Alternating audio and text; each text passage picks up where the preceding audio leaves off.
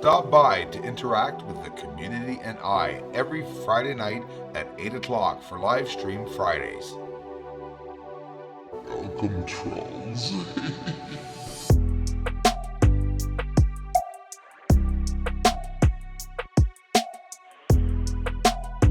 Bruce sees all.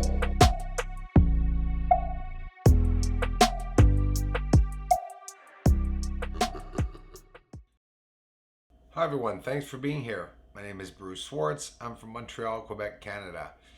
16,000 views for the last 2 days, just to show you guys, give you an idea. Drastic change because most of you know I was up in the hundred thousands of people at least seeing this. Now here's what's going on. This is today's video. I'm getting a couple of views. This was a video 2 days ago. And these are all the videos for the past 2-3 weeks that have 0 views. And some of them only have 10 views for the past 48 hours.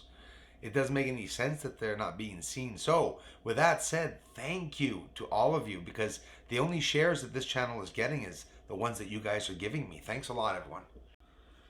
And I've been busy this week, guys, connecting with some other channels. A lot going on. Several channels, several projects. This is Silvano Trotta, a French-speaking person from France that's going to help me expose some of the videos and some of my research, and I'll be connecting with him in the coming days. Another channel or two also, waiting for some big channels to get back to me and respond, and I'll let you guys know. So a guy named Bruce Swartz, me, arrives here to join the YouTube community to share my research and my work of what I'm finding on the surface.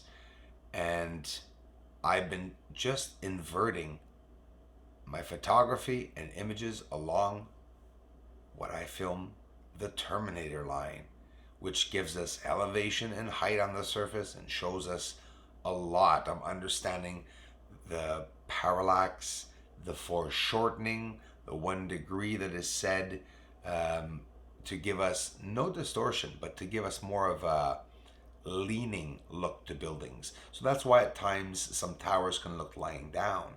Same reason why some craters look convex and some do not. Here's UFOs on the surface of Aristarchus crater. Twice as close as I've ever showed it.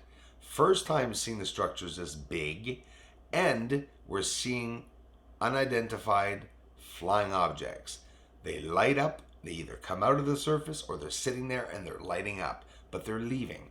They're changing places. Little projectiles again coming out. They could be scout crafts. They would be very, very small, these crafts. If I'm to hypothetically try to analyze the size, if I'm seeing a UFO half a mile wide, well, a scout craft is going to be a lot smaller. Yet we still are seeing them come out because the lights are so intense from these unidentified objects, whatever they may be, really are intriguing me. And right inside of Aristarchus crater, they're on the surface. And you're not only seeing a light, you're seeing 2 parts, like I've shown the whole way through my research, is the dark object and the light object. The UFO has like 2 objects, or you're seeing the shadow on the surface. Projectiles coming out of this light on the surface. And here you see in the smoke or haze, the line coming from the UFO. Trying to get all this information out to everyone as soon as I can, and in reality, it's not happening. Except for you guys here coming to this channel. Say to yourself, all the views that I have here are only, and I said only, because of you guys coming here and for sharing it. We don't have to be 100,000. We don't even have to be 1 million. It's great to be more people, of course. But for the message to get out, if we're a big group, 57,000 is a lot of people. And if we're able, us all together, to really focus and concentrate on what's down there, we're going to be able to tell a lot of people. 60,000 well-instructed people with what's going on the moon will bring a lot of other people to the channel. That's what I say. And the support's only a plus. But look what we're looking at. The lights on the surface of Aristarchus crater. I am so close up right now, guys. The thing that you're seeing right there on the left is that little squiggly line in Aristarchus crater. And that's how close I am. And the beautiful part is that you see the surface oscillating, but you do see those structures remaining in place down there. And that's just more proof again that why wasn't that mentioned? Why did they not mention all these bumps on the surface? Even if they were just rocks. You mean to tell me it's not important to see that? Look at that light. Pow. Those are intense lights.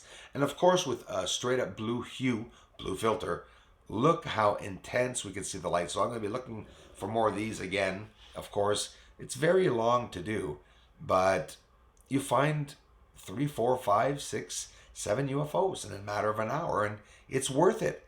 That's how they're hiding. We're just overlooking things. We're used to seeing things nice and clearly. We don't want to have to squint for things, but hey, it's there. The UFOs are there, and they're appearing each moon phase. Every time I go up, I'm able to find more. And if I go back in my older footage, you guys know it. Those following me, see? 2 of them right there. And those are like the lights or clouds that I've been showing you throughout my research. One type of UFO out of, my goodness, now maybe almost 3 to 5 types of UFOs that I found already. And that's pretty cool to be able to, give that to others and other ufologists that are studying UFOs. They've been doing that longer than me. Maybe they don't have time to look for UFOs. Well, I don't have time to do the studying entirely because I'm studying about science and doing these UFOs. See, you see a dark spot and a light. There's a light at the end of that dark spot. So here the crater is filled with greenery all around it, just covered in thick patchy greenery, and the objects hide on top of those white surfaces. Sinus iridum. What do you think of that? Isn't that beautiful? Like any first new invention or new finding in life, guys, it's always been this way. We see it in a way where sometimes it's like a black and white television. It's the beginning of trying to break through this bloody veil. It's not easy. Look at the structuring around Copernicus crater. Isn't it incredible? It really is jumbled up structures. Whether it's inhabitable or not, that I can't confirm it. I know there's areas that they do look like buildings and lines, and that there are lines going to these buildings, whatever they are. So in those white areas, a UFO could park anywhere it wants to on the surface. Anywhere at all at that. It could even park in the areas and be lit up and pass off for a small crater oscillating as long as it's not moving. And even when we find these objects moving, when a tree falls in the forest, does anybody hear it?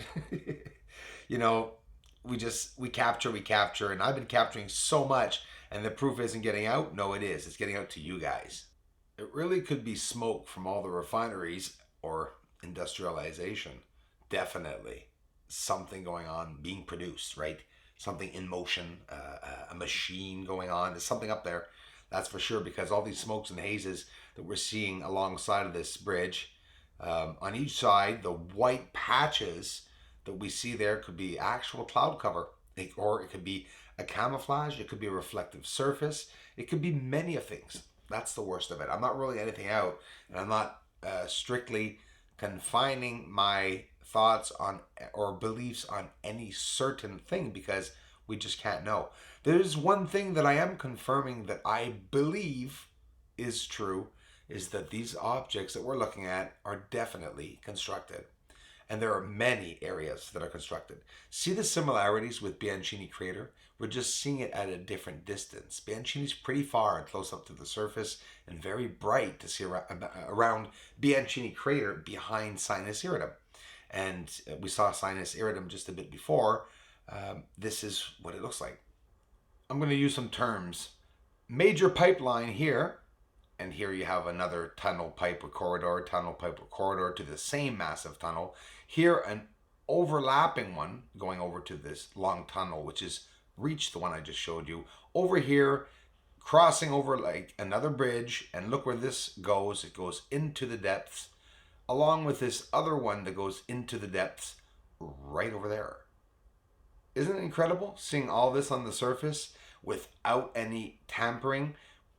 If you want to call this a filter, yeah, it is. It's a green color with an inversion like we see here. Now, look how we're seeing it. And for those who appreciate it in red, some people prefer seeing it in red. It's not for nothing NASA uses red. Look at the green structures. Everywhere you see a green color on the surface is everywhere I've showed you the structuring.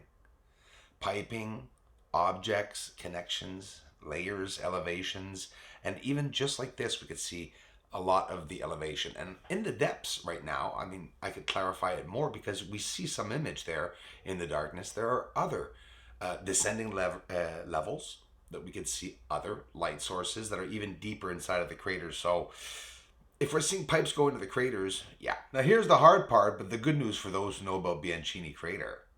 The small structures that were square I showed you, then I showed you the smaller ones here. But now guess what? There's a blurry patch over top of all these structures. So that means there's another smaller layer of different structures soon.